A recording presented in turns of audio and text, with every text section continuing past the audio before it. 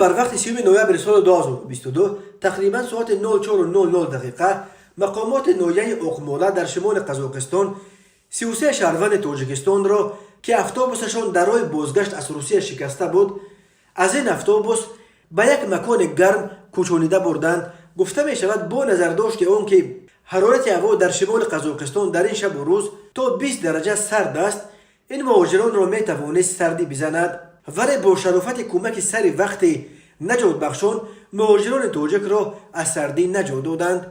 پلیس اوقمولا در شرح این حادثه گفت در راه اتوبوس ویران شده است. به سبب به شدت پایین رفتن حرارت هوا مواد سوخت یا سلیار که این اتوبوس یخ بسته است، کارمندان پلیس و راهسازان از شرکت ملی کاز افتاژول توانستند که موتور ماشین را گرم کنند. اتوبوس را توانستند به کار بیارند ولی شبکه گرمیش کار نمیکرد. به این دلیل تصمیم گرفته شد که مسافران را به یگان مکان گرم بکوچانند.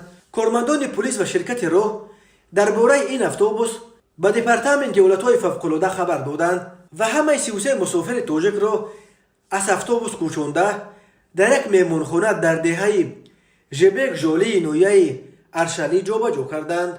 حالا موسم بازگشت مهاجران کوری از روسیه به کشورهای آسیای مرکزی است. به سبب نسبتاً به چپتای هواپیما و قطار راه آهن ارزانتر بودنش هزاران نفر از این مهاجران مجبورند که برای بازگشت به وطن راه نسبتاً ارزانتر ولی خیلی پرخطر زمینی را انتخاب کنند. روز 29 نوامبر هنگام بازگشت از روسیه در حدود امین ولایت اوقمولا در شمال قزاقستان بیش از 80 نفر در راه در ماندند، از جمله 44 مهاجر تاجیک را نجات داده بودند.